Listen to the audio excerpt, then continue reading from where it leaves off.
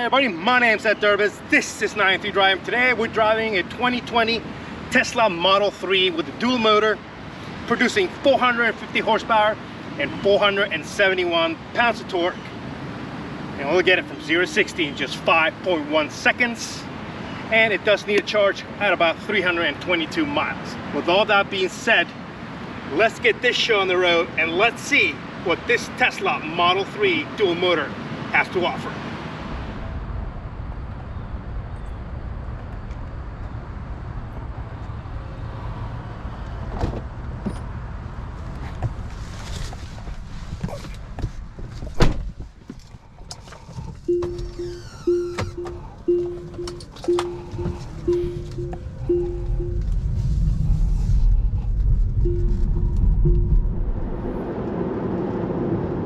Off we go, driving the Tesla Model 3 with the dual motors. You know, like I mentioned, the engine of this car weighs a little over 4,000 pounds. It doesn't feel that way. It actually feels very small, nimble. Of course, it does feel quick. I mean, it's not lightning fixed because it's not the performance version of it. But it does have the dual motor, so it does give you that 0 to 60 5.1 seconds, like I mentioned earlier, and that still is pretty quick. I mean, today car standards. The only thing that I would have to say is that there is a lot of noise coming in through the cabin. I don't, maybe it's the tread on the tire the car's running on, but it does make a lot of road noise. But other than that. It's just a matter of getting used to the feel of it. Just because as soon as you let off the foot, it starts slowing down to to recharge those batteries. So that feels a little quirky. Same thing with the fact that you don't have a speedometer right in front of you. You just have the big screen right here in the middle of the dash with the speedometer right there. You know, small of the speedometer. And a few other little quirky things, how you get in with just this key pod if you don't have the key. That looks like a little Tesla. And just everything, since everything is controlled through the big screen, it just takes a few seconds to kind of just figure out how it works. But once you figure out how it works, it's pretty easy. And I have to say the resolution for the most part is actually really, really good when it comes to the camera, the map, everything. And just the camera's, you know, showing you exactly what's coming, what car's next to you, and all that. All that technology's working pretty well. So the only thing that I have to say is that I sure wouldn't want to have this car when a lot of things start going wrong with it in regards of the electronics. But other than that, you know, it's riding smoothly. It's got a really nice thick steering wheel.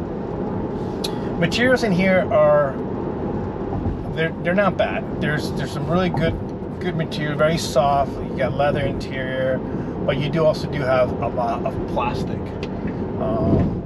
Space-wise, you have a lot of room. You can carry. Obviously it is a hatchback, and you have this huge panoramic sunroof that makes it feel much more open and spacious than it really is. So with those things said about the Model 3, let's see what it's like from a standstill, and then we'll take it around the twisty road and see if the weight of those batteries have any effect on the handling of this car. So let's get down to location and see. For all the marbles. Yeah, there she goes. It's quick. It's not lightning fast by any means, but it's quick and it gets up and goes pretty fast. Yep. Just like the Mercedes EQS that we tested, you know, due to the fact there's no combustion engine, there's no need to change gears or anything like that, it really just takes off. You know, that's the beauty of an electric car. It just has nothing needs to spool up. Everything is just automatic and off it goes. So yeah, it's quick. Like I said, it's not lightning quick, but it sure is a quick car. And right here we could just say drop it down, and it just goes off again. Yeah, it's quick, and it's just like, you know, that's the beauty about electric car. And then yeah, as soon as I lift the pedal off the throttle, it just starts slowing down, and it really does slow down a lot, to the point it'll even come to a complete halt. If when we're getting down there to the location, I just left off the throttle and let it, didn't touch it, didn't even touch the brake, and it came to a complete stop on me. So yeah, and it does it pretty quick. And for a car that weighs about over 4,000 pounds, you don't really feel that. So it'll be interesting to see if we're going to feel that on the twisty road. So let's get down there and see how she handles that, and then we'll do, as usual, our final thoughts and take her back. And here we go down our favorite twisty road, a little 903 driving and the Tesla Model 3.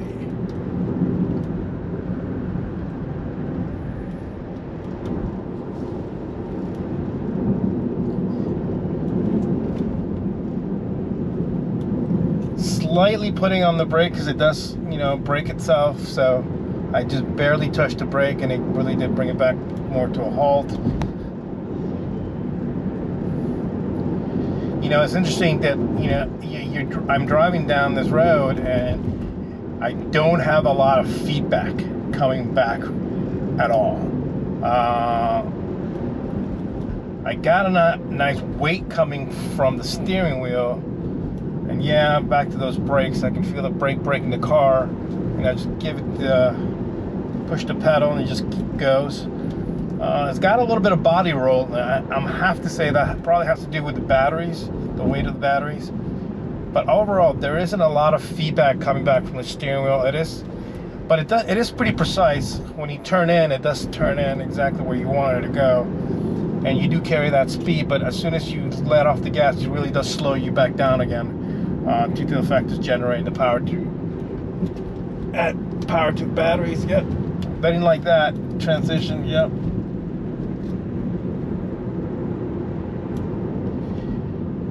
It did it really well, but I have to say this again, it gave you absolutely no feedback of what was going on with the front.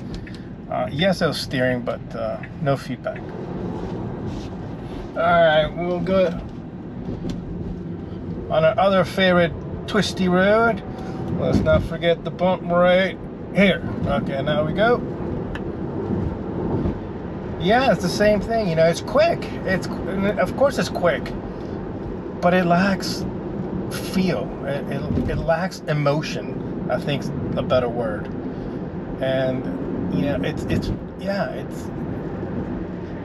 it handles well. I mean, obviously it's not a sports car by any means, but it is sporty enough. But it's just a lack of feel, from the steering, the brakes, and just the overall experience of the car. It lacks emotion is what I'm trying to get to. All right, let's get down to head back to the parkway and do our final thoughts. So we'll catch you there in just a minute.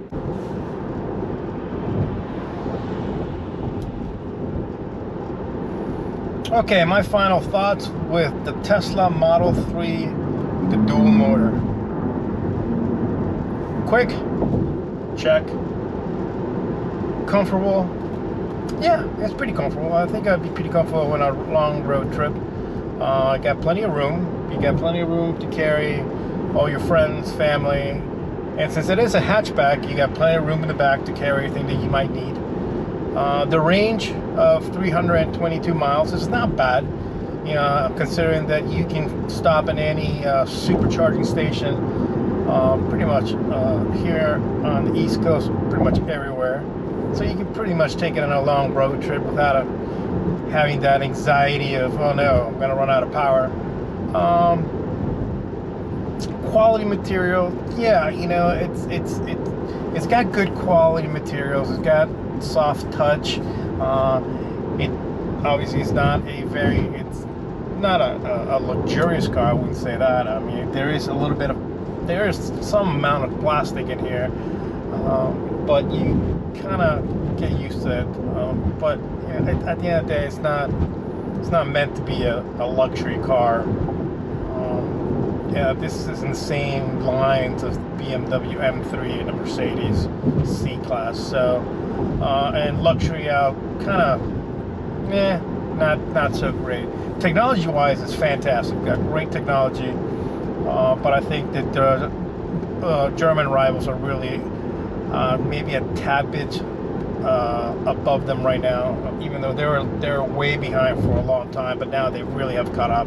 So, but obviously you do get the updates on this all the time. So, anyway, those in regards to that. Now, the car itself, you know, like I've mentioned that when we were doing the twisty roads and whatnot, that's where it becomes a little bit disappointing.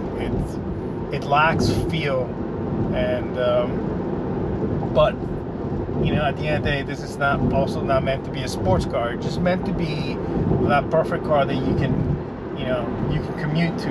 Even I know somebody that does a commute to get to work from about an hour commute, and you know, it doesn't cost them anything to pretty much get this thing running. From my understanding from last time we had a conversation, he told me that he had pays about $45 a month to just keep it charged, which is absolutely nothing when you start thinking about how much people are spending on fuel today. So that is the benefits of this car, is the fact that it is at a price point that is affordable. It's affordable to be able to get into one and be able to not have to deal with the cost of fuel and reliability. Yeah, there's been a lot of issues in regards to that, and safety in regards to the autopilot. But you know what, at the end of the day, at the price point where this car stands, and this car, it's used with only 30,000 miles,